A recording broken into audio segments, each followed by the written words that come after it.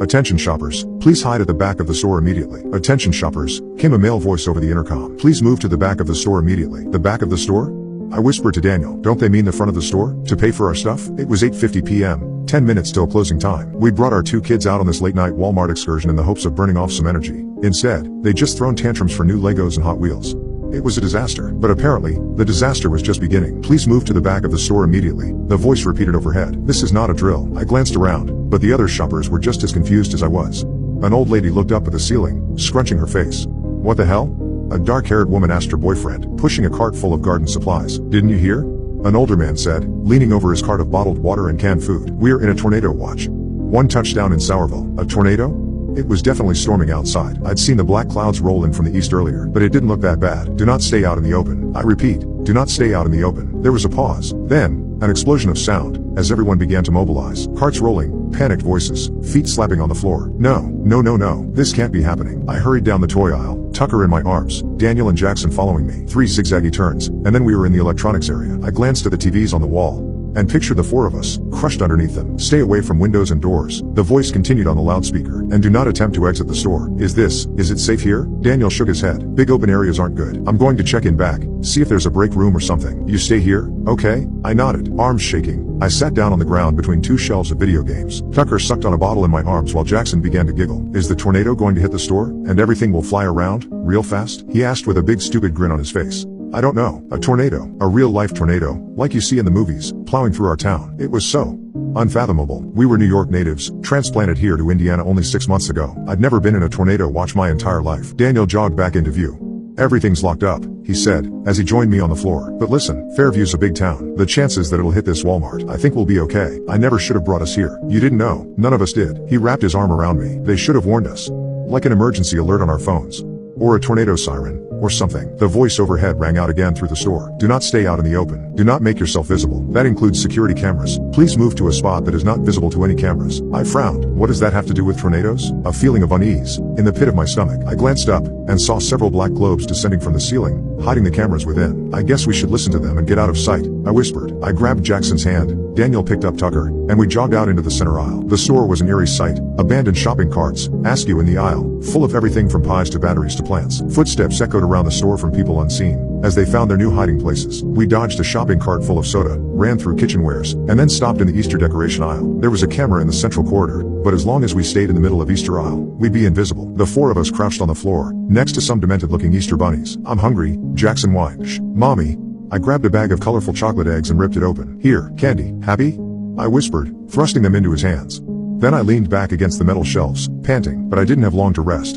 A mechanical whine overhead, and then the voice came through the speakers again. Keep away from aisles with food. If you have food with you, leave it and move to a new hiding place. If you have any open wounds, cover them with clothing. What the fuck? That had nothing to do with keeping safe in a tornado. We should make a run for it, Daniel whispered to me, starting to stand. But the tornado? I don't think there is a tornado. Listen.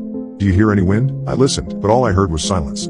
No howling wind, no shaking ground, no projectiles clanging against the metal roof. Maybe it's still coming. I know what they're saying doesn't make sense, but to go outside.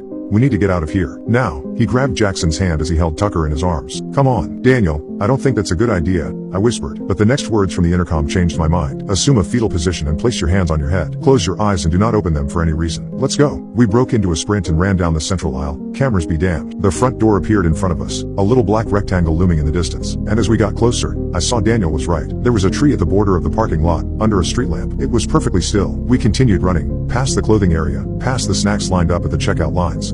I ran towards the sliding glass doors as fast as my legs would carry me. Almost there. Almost. The doors didn't open. No. Daniel slammed his body against the door. It rattled underneath him. I tried to squeeze my fingers into the gap between them, to try and pull them apart. They didn't budge. They locked us in, I whispered. I want to go home, Jackson said. Tucker was beginning to fuss too, making little noises like he was about to start full-on wailing. I turned around, and that's when I saw him, a Walmart employee. He was sitting on the ground at the end of one of the checkout aisles, facing away from us, wearing the familiar blue vest with a golden starburst. Hey, let us out. He didn't reply. Did you hear me? I don't care if there's a fucking tornado. Unlock the door and let us out. Again, he said nothing, but in the silence, I could hear something. A wet, smacking sound. I stared at the man, slightly hunched over, still facing away from me. Was he eating something? The speaker overhead crackled to life. Attention, please do not talk to any Walmart employees. My blood ran cold. The smacking sound stopped, and then Slowly, the man began to stand. He placed his palms on the conveyor belt and pushed up, and I could see that they were stained with blood. I backed away, but my legs felt like they were moving through a vat of honey. No, no, no.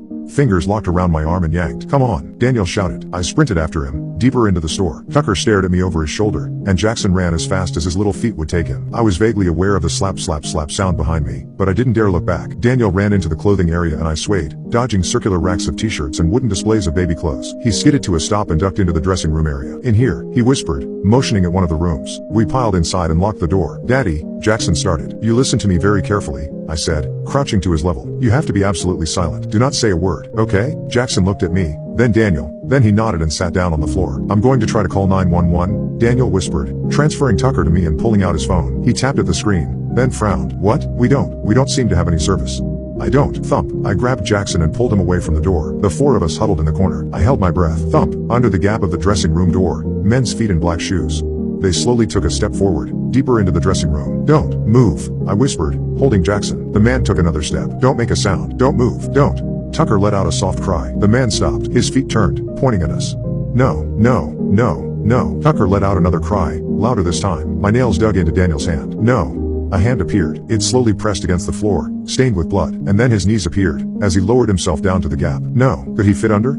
The gap wasn't small. It was like the stall door to a bathroom. If he flattened himself against the floor, there's a chance he could fit under. I watched in horror as his stomach came into view. His blue Walmart vest, as he lowered his body to the floor. Then he pushed his arm under the gap and blindly swept it across the floor, as if feeling for us. This is it. We're going to die. And then he lowered his head. His face. Oh, God. There was something horribly wrong with his face. He smiled up at us with a smile that was impossibly wide, showing off bloodstained teeth. His skin was so pale it was nearly blue. And his eyes. They were milky white, without pupils or irises. I opened my mouth to scream. Attention shoppers. The voice began overhead. No, no, no. Please make your way to the front of the store and make your final purchases. We will be closing in 10 minutes. What? And then, before I could react, something unseen jerked the man out of view. A strange dragging sound followed, as if someone was dragging his body out of the dressing room area. I stared at the door, shaking, as Tucker's cries rang in my ears. But he didn't come back. And within 10 minutes, the usual hubbub of Walmart returned. Voices, footsteps, shopping cart wheels rolling along the floor. Shaking, I finally got up and unlocked the door. The store looked completely normal. People were lined up at the cash registers, placing their goods on the conveyor belts. Employees were scanning tags, printing receipts. People walked towards the glass doors, and when they did, they slid open. As we slowly walked towards the exit, I spotted the older man who'd warned us about the tornado earlier. What was that? I asked, unable to keep my voice from shaking. He shrugged. I guess the tornado missed us. What a miracle, huh? Giving us a smile, he disappeared out the glass doors and into the night.